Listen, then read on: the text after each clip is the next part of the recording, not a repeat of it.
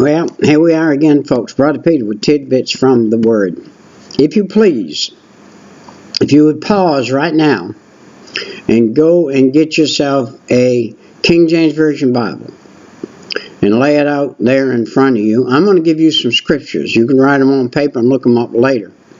If you do not have a King James Version Bible in your house, you can get it on the telephone. And if you don't want to get it on the phone, you go down to the Dollar Tree, your nearest Dollar Tree, with $1, and you can buy the whole Bible. It's paperback, KJV, King James Version. You can buy it for $1. And you can look these scriptures up that I'm fixing to tell you. Now, if you take these scriptures that I'm fixing to tell you and you go to other perversions of the Bible, what they have done is they have retranslated and retranslated and retranslated until they no longer say what they're supposed to say. And they don't mean what the meaning is in the KJV. But I'm going to tell you this. Isaiah 14, chapter 14, verses 12 through 15. Write that down. You say, Brother Peter, why aren't you reading those to me? Because I want you to look them up. I want you to see them. I want you to look at the references on the other side of those in the KJV, and either the center reference or what's writing on the bottom. But I want you to look them up and you to see for yourself what the Bible says. Revelations 12, 3 and 4. And then the next number 2 is Genesis chapter 3 and verse 5. And then number 3 is 2 Thessalonians chapter 2 verses 10 and 11. And the fourth one is Romans 1, 25. And last but not least is Colossians 2 and 8. You read those 5 scriptures. They are going to back up what we're talking about when we talk about humanism as a religion expression of the humanist considers himself a religionist on the human side. It is a lie that man is equal with God. Now, when the devil said to Eve what he said, God doesn't want you to eat from that tree because you'll become as the gods, little g, O-D-S, gods, little gods. And you'll know good open, and your eyes will be open, as the gods, knowing good and evil. Well, she began to know good and evil after that. And that would be the wicked gods. The 1/3, there's a population of angels that only God knows the number. Nobody else knows it. It's an innumerable number to human beings. And back in Bible days, they couldn't write hundreds of thousands and millions. So they said millions times millions times millions, or thousands times thousands upon thousands. So they couldn't say an innumerable number. God knew the number. He knew it well enough to know that 1/3 of that number left heaven and went with the devil when he left heaven. When Lucifer was cast out of heaven onto this earth, 1/3 of the wicked angels that followed him went with him. Little did they know they were being cast into a fiery hell forever. Satan had duped them too, and still is, and he's going to dupe at the end of the 1,000-year reign. He's going to dupe another bunch of angels. It's amazing to me that he can do that, but he's going to do it, and he's going to get another group to go with him to burn in hell forever. Every one of us is going to be tempted before we die. We were tempted from the day we were born. We were tempted to cry in the crib and lie to Mama and say, we're hungry. She'd say, well, that's a hungry cry. So she'd bring a bottle in there, but we didn't want it. No, what we wanted to be picked up and cuddled. And she thought that was a hungry cry. We lied. And we lied all through our babyhood to Mama at different times. She said, well, that's a cry like you need to be changed. She'd go over there and pull a diaper down, and there's nothing there. Well, see, we lied again. So we learned how to lie when we were born, because we were born sinners.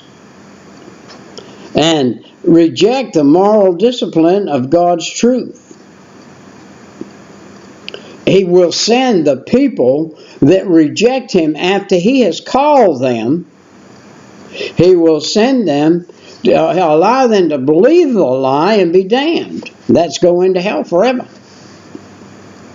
You believe the lie and go into hell forever. Now, in 1933, there was a man that wrote what's called the Humanist Manifesto. In 1973, the lie was enumerated in the Humanist Manifest.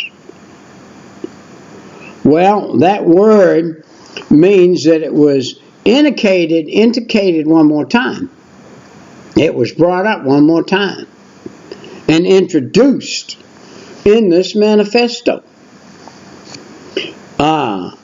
They receive not the love, Jesus said, if you receive not the love of the truth, that you might be saved, and for this cause God shall give you up to strong delusion, that you should believe the lie and be damned. Wow. Who changed the truth of God into a lie. Worship and serve the creature more than the Creator, who is blessed forever. Amen.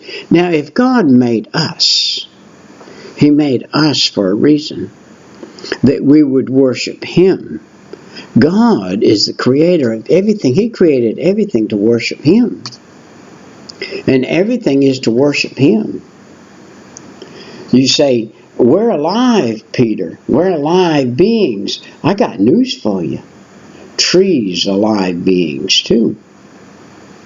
You say, but they're not mortal.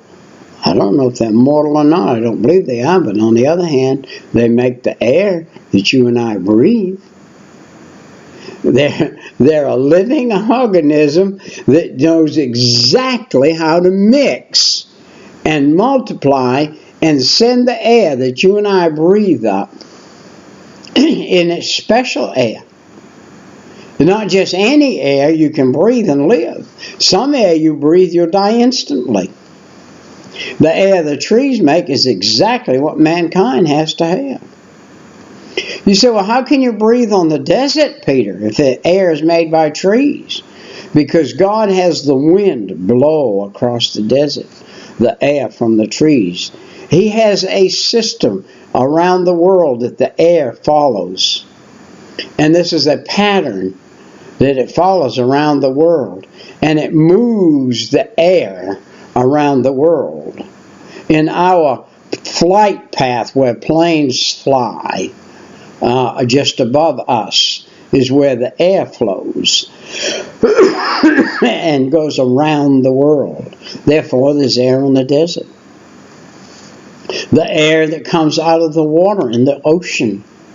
I was thinking about it. We were on a ship a few years ago, and as we were out in the ocean, and you couldn't see land anywhere, land nowhere, and you're breathing the air.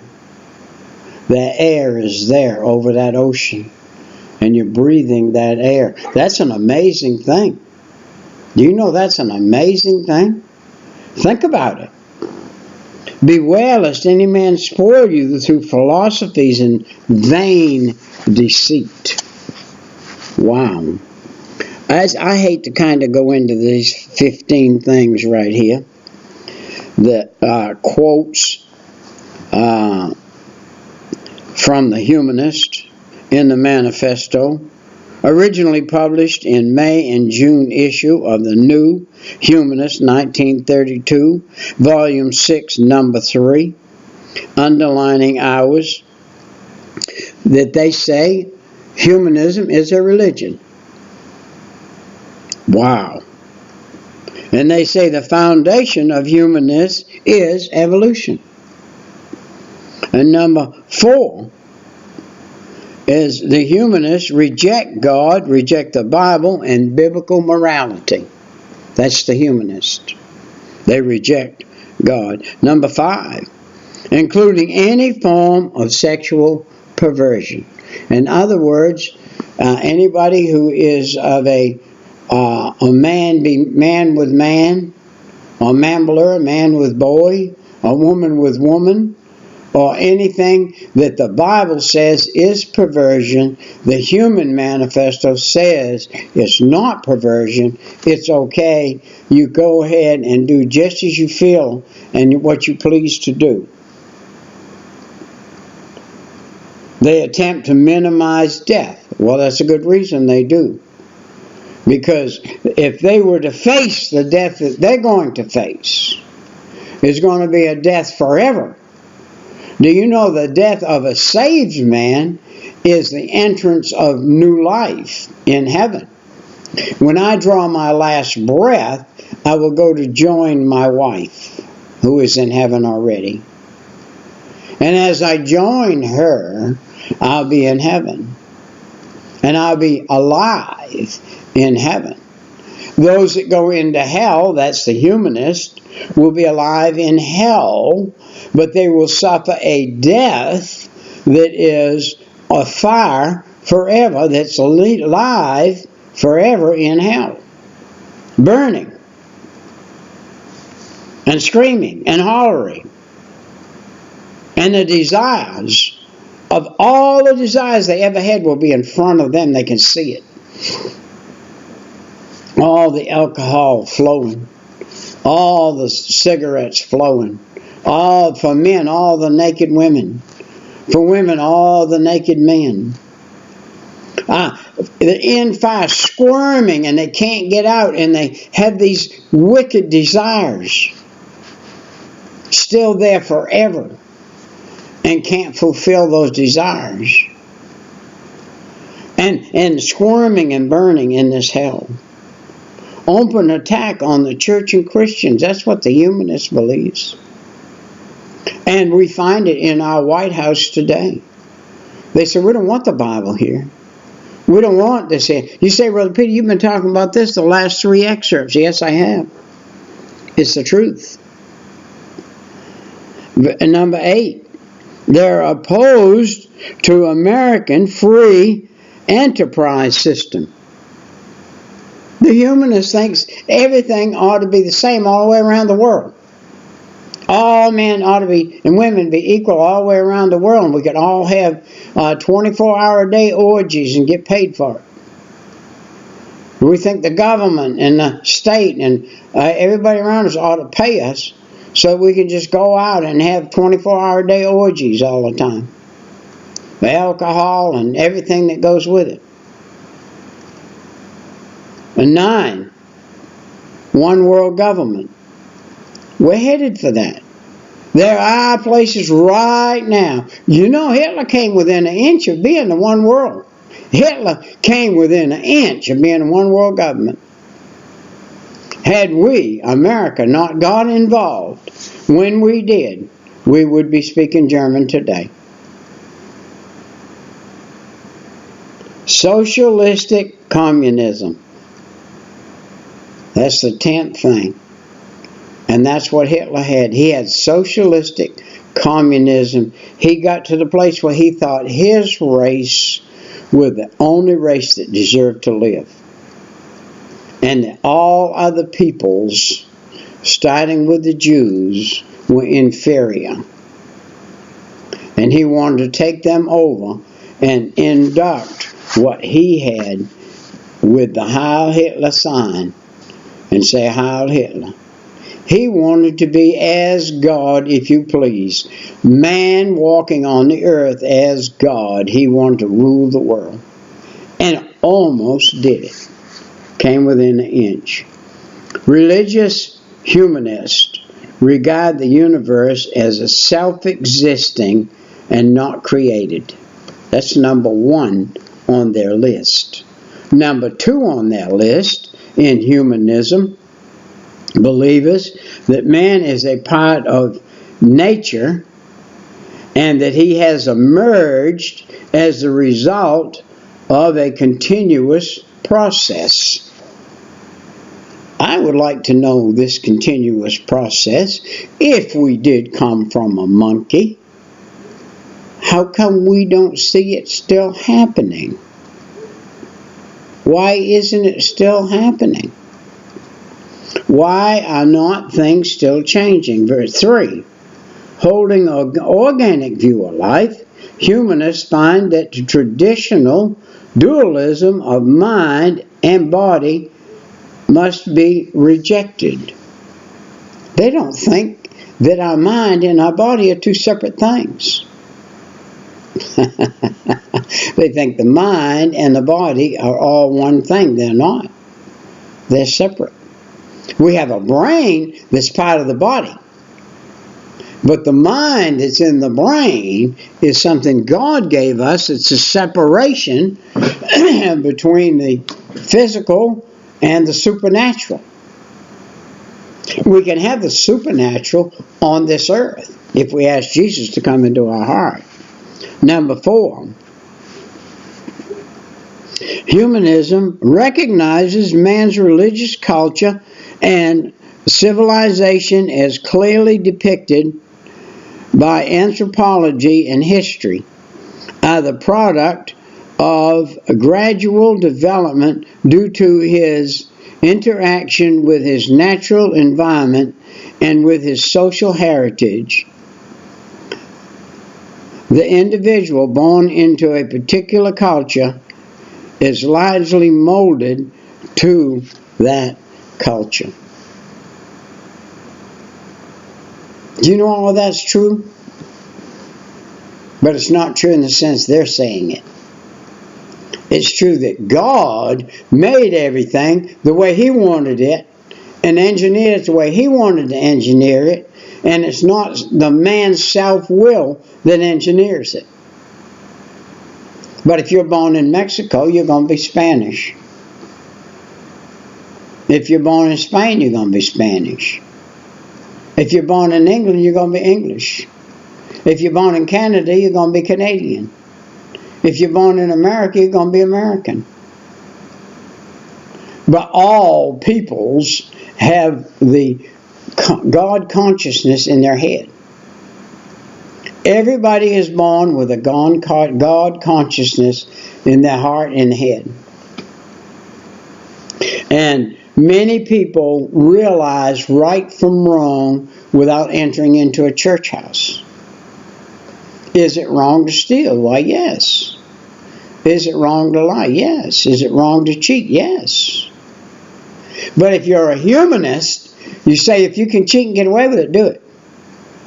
If you can lie and get away, by the way, I've read some of the humanist stuff that says perfect lying. Perfect it. Because there's going to be a time when you really need it. So perfect it so you can do it. That's the humanist view. 6, we are convinced that the time has passed for theism, deism, modernism, and several varieties of new thought. Number 7, religion consists of those accusations, purposes, experience which are humanly significant. Not the human side. Nothing human there. This is the godly side. The things that God brings in and guarantees us this value. Number 8, religious humanism considers the complete realization of human personality to be the end of man's life and seek its development and fulfillment in the here and the now. In other words, eat, drink, and be merry, because you're going to pass off from this earth one day soon. Life is short. Fill it with sexual pleasure, alcoholic pleasure, any kind of pleasure you can fill it with, you fill it with pleasure. And leave God out. That's the humanist.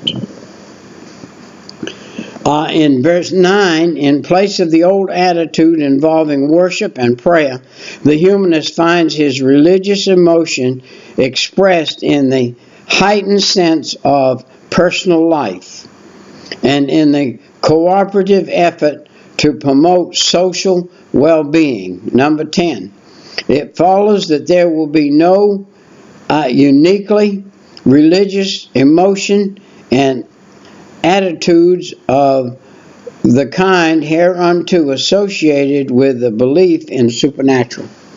In other words, don't believe anything is supernatural. Everything is physical, and what you can see is what it is, and what you can't see ain't there. It's not real. So, number 11, man will learn to face the crisis of life. In its term, his knowledge of the naturalness and the probability, reasonable and mainly attitude, will be fostered by education and supported by custom. Number 12, believing that religion must work increasingly for joy in living, religious humanists aim to foster the creative in man and encourage achievement that adds to the satisfaction of life. In other words, everybody making their might right. Wherever their might is, it's right. If I'm mighty in this particular office, in this particular job, I'm right. And you're under me, and you do what I do. My socialist religion says that I have control. Religious humanists maintain that all associations and institutions exist for the fulfillment of human life.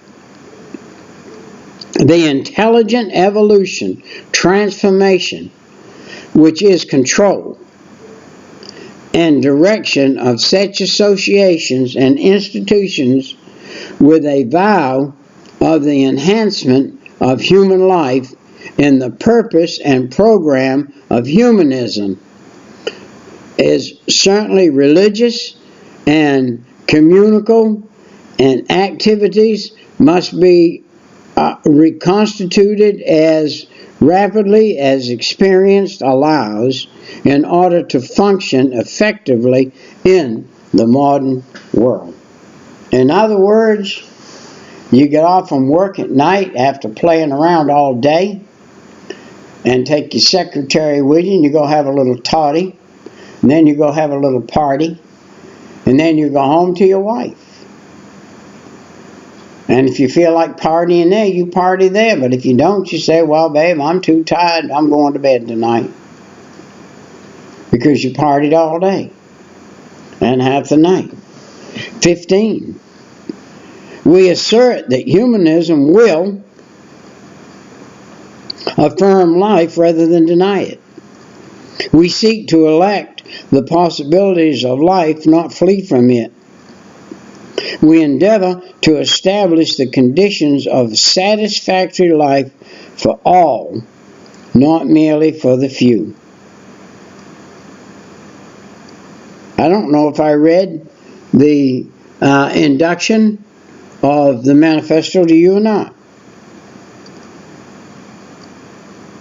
These tenets are direct quotes from the Humanist Manifesto, originally published in May-June of the New Humanist, 1933, volume 6, number 6 and number 3, underlining our humanist is a religion. The foundation of humanist is evolution. The humanist rejects God, the Bible, and biblical morality. Number 5, including any form of sexual perversion. Number 6, any attempt to minimize death. 7, open attack on the church and Christians. 8, opposed to American free enterprise system. 9, one world government. 10, social communism. In other words, Hitler was a leader of the humanist group. He was the largest active humanist human being that you and I know in our time. Now, in Bible days, there were many humanist activists, as Nebuchadnezzar was. But Nebuchadnezzar found himself eating grass for 7 years because God turned him out when he became his own ruler. And while he was following God and doing what God said, he was in good shape. But when he got to the humanist aspect of his life and said, I'm going to do it my way, got God's utensils and drank a little wine out of them, God said, okay, let's let you see what 7 years over here eating grass would be like. We send them over there to eat grass for 7 years. That's what some of the humanists need today. Well, our time, I guess, I'm sure, well, it's close. It's close. And so we're not in too bad a shape. The root problem of where we are today is we have lost our effectiveness as Christians.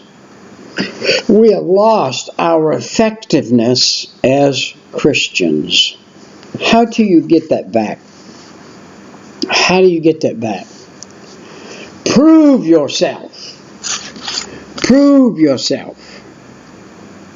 Prove yourself daily.